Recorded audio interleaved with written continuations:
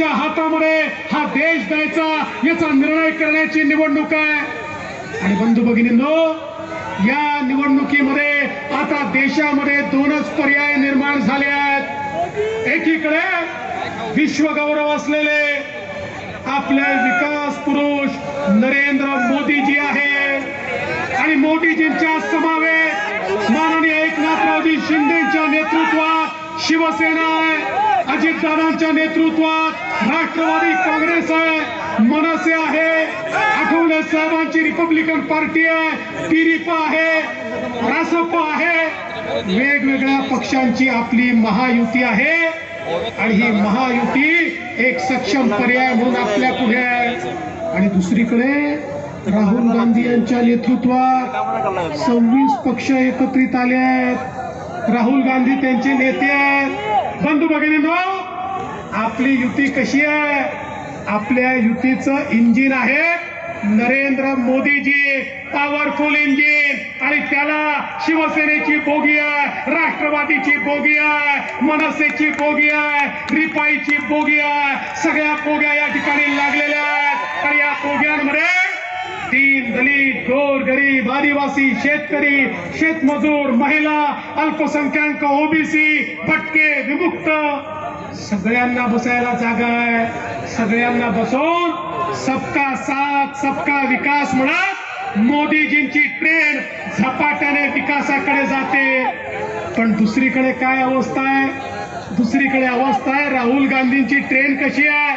तिथे कोणीच बोगी लावायला तयार नाही।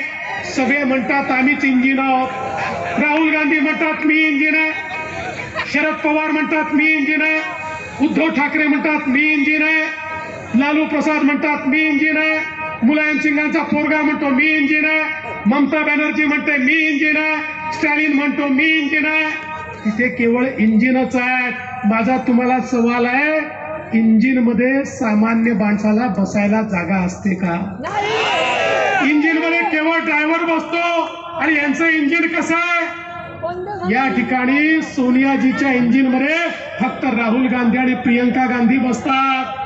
शरद पवार साहेबांच्या इंजिन मध्ये फक्त सुप्रियाताई बसतात आणि उद्धव ठाकरेंच्या इंजिन मध्ये शिंदे साहेबांना जागा नाहीये। उद्धव ठाकरेंच्या इंजिन मध्ये फक्त आदित्य ठाकरेंना जागा आहे। बंधू भगिनींनो, तुमच्या करता यांच्या इंजिन मध्ये जागा नाहीये। आणि यांची इंजिनही कशी आहे? यांचं इंजिन राहुल गांधी दिल्लीकडे नेतात, उद्धव ठाकरे मुंबईकडे खेचतात, शरद पवार साहेब बारामतीकडे खेचतात, स्टॅलिन चेन्नईकडे खेचतात, ममता बॅनर्जी कलकत्ताकडे खेचतात।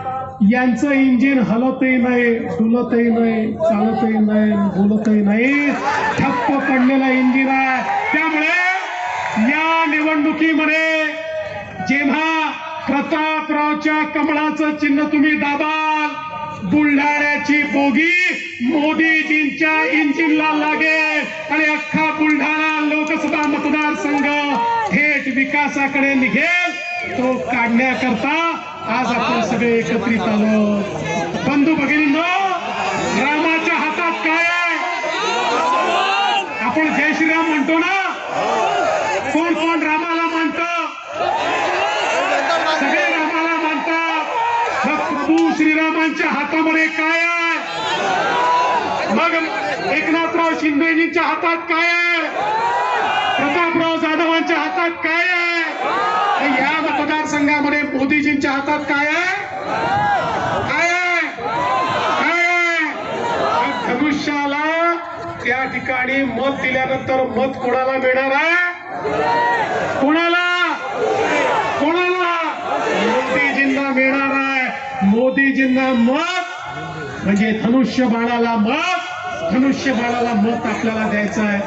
10 वर्षामध्ये मोदीजींनी या देशामध्ये चमत्कार केला। 25 कोटी लोकांना गरिबीच्या बाहेर काढण्याचा विक्रम मोदी साहेबांनी करून दाखवला। 20 कोटी लोक जे कच्च्या घरामध्ये राहायचे त्यांना स्वतःचं पक्कं घर मोदीजींनी दिलं। 55 कोटी लोक ज्यांच्या घरी शौचालय नव्हतं त्यांच्या घरी शौचालय गेलं। 50 कोटी लोक ज्यांच्या घरामध्ये गॅस नव्हता त्यांच्या घरात गॅस गेला। 60 कोटी लोक ज्यांच्या घरामध्ये पिण्याचं पाणी जात नव्हतं, आमच्या माता भगिनी हंडा घेऊन त्या ठिकाणी विहिरीवर नाही तर नदीवर जायच्या, 60 कोटी लोकांच्या घरी पाणी पोहोचवलं. 55 कोटी लोकांना 5 लाखापर्यंतचा इलाजाचा खर्च मोफत दिला. 60 कोटी आमच्या तरुणांना मुद्राचं लोन दिलं, 10 लाखापर्यंतचं लोन बिना तारण बिना गॅरंटीचं. आणि त्याच्यामध्ये 31 कोटी आमच्या महिला भगिनी आहेत की ज्यांना लोन मिळालं आणि जे आपल्या पायावर उभ्या राहिल्या आहेत. बंधू भगिनींनो, 80 लाख बचत गट तयार केले आणि त्या माध्यमातून 8 लाख कोटी रुपये मोदीजींनी दिले आणि आमच्या महिलांना पायावर उभं करण्याचं काम मोदीजींनी केलं. जो साधारण माणूस आहे त्याच्या पाठीशी मोदीजी उभे राहिले. आमचे अनुसूचित जातीचे लोक असतील त्यांच्याकरता स्टँडअप सारखी योजना आणली आणि प्रत्येक बँकेला, प्रत्येक बँकेच्या प्रत्येक ब्रँचला अनुसूचित जातीच्या तरुणाला कर्ज द्यावंच लागेल हा नियम मोदीजींनी केला. तरुण उद्योजक तयार केले. आमच्या आदिवासी समाजाकरता 24,000 कोटी रुपयाची योजना माननीय मोदीजींनी आणली, त्यांच्या जीवनात परिवर्तन केलं. आमच्या मायक्रो ओबीसी करता, आमच्या 12 बलुतेदारांकरता 30,000 कोटी रुपयाची योजना मोदीजींनी आणली. आणि जो त्या ठिकाणी पारंपरिक व्यवसाय करतोय त्याला त्याचा व्यवसायही मोठा करता आला पाहिजे, त्याच्यात आधुनिकता आणता आली पाहिजे, मार्केटिंग देखील करता आलं पाहिजे, पुढच्या पिढीला व्यवसाय चालवता आला पाहिजे, त्याला पैसाही मिळाला पाहिजे. याकरता मोदीजींनी योजना आणली. समाजातला असा कुठलाही घटक नाही ज्याच्याकरता मोदीजींनी योजना आणली नाही. आज या ठिकाणी आपण पाहू शकतो आमच्या शेतकऱ्यांकरता शेतकरी सन्मान निधी मोदीजींनी सुरू केला. 6,000 रुपये त्यांनी दिले, तर आमच्या एकनाथराव शिंदेजींच्या नेतृत्वात 6,000 रुपये आपल्या सरकारने देखील त्या ठिकाणी दिले. आणि बंधू भगिनींनो, या वर्षी तर खऱ्या अर्थानं ज्या वेळेस जगामध्ये युद्धजन्य स्थिती तयार झाली आणि रशिया आणि युक्रेनचं युद्ध सुरू झालं, तिकडे इस्रायल आणि आखाती देशांचं युद्ध सुरू झालं, देशभरात नाही तर जगभरामध्ये शेतीमालाचे भाव पडले. आपल्या महाराष्ट्रामध्ये आमच्या कापसाचा भाव, आमच्या सोयाबीनचा भाव कमी झाला. आम्ही थेट मोदी साहेबांची त्या ठिकाणी भेट घेतली आणि भेट घेतल्यानंतर आम्ही निर्णय केला आणि आमच्या एकनाथराव शिंदेजींच्या नेतृत्वात आमच्या सोयाबीनच्या शेतकऱ्याला आणि आमच्या कापसाच्या शेतकऱ्याला 4,000 कोटी रुपये भावांतर योजनेतून देण्याचा निर्णय आम्ही केला.